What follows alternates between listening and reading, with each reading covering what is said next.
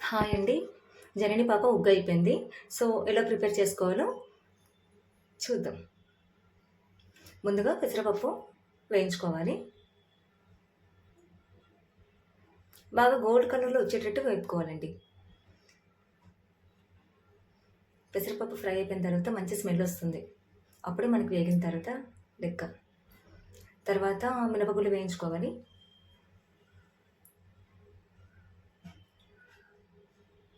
లో ఫ్లేమ్‌లో పెట్టుకొని వేయించుకోవాలి. అప్పుడే బాగా వేగుతాయి. అలా గోల్డ్ కలర్ వచ్చేటట్టు ఫ్రై చేసుకోవాలి.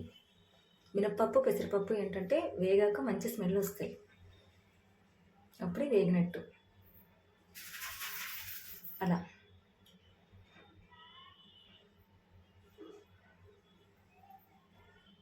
అలా గోల్డ్ కలర్ వచ్చేటట్టు ఫ్రై చేసుకోవాలి. తర్వాత కందిపప్పు వేయించుకోవాలి. జనని పాప చూస్తుంది. నా ఫుడ్డే తయారు చేస్తున్నారు వీళ్ళంతా అనేసి. ఎంజాయ్ చేస్తుంది. నా ఫుడ్ రెడీ అవుతుంది అనేసి. వస్తుంది నేనే తయారు చేస్తాను అనేసి.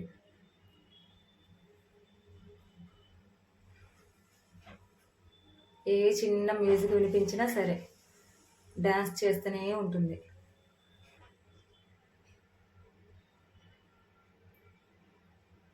మ్యూజిక్ ఆగాలి కానీ జనని ఆగదు. అలా గోల్డ్ కలర్ వచ్చేటట్టు కందిపప్పు లో ఫ్లేమ్లో పెట్టుకొని ఫ్రై చేసుకోవాలి.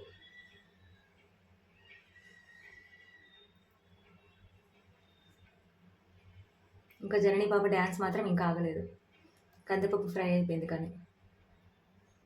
ఇప్పుడు బ్రేక్ టైం అనమాట జననికి.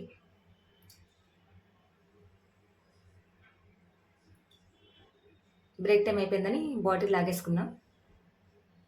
ఇంకా నాకు ఆ బ్రేక్ టైం సరిపోలేదని జనని అరుస్తుంది అనమాట.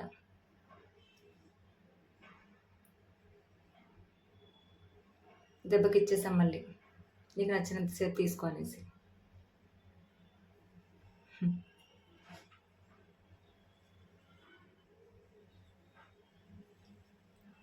అలా కందిపప్పు బాగా గోల్డ్ కలర్ వచ్చేటట్టు ఫ్రై చేసుకున్న తర్వాత పక్కకు తీసుకోవాలి. తర్వాత పల్లీలు వేయించుకోవాలి.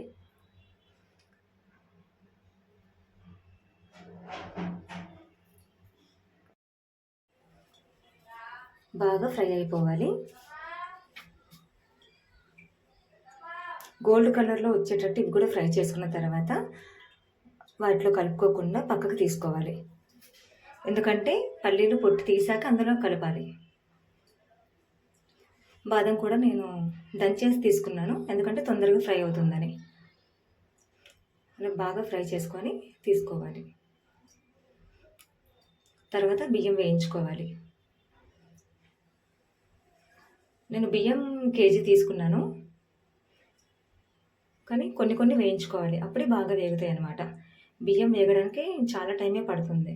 ఇలా లో ఫ్లేమ్లో పెట్టుకొని వేయించుకోవాలి. ఇలా గోల్డ్ కలర్ వచ్చేంత వరకు వేపాలి. ఓపిక మీద వేపాలి ఇవి మాత్రం.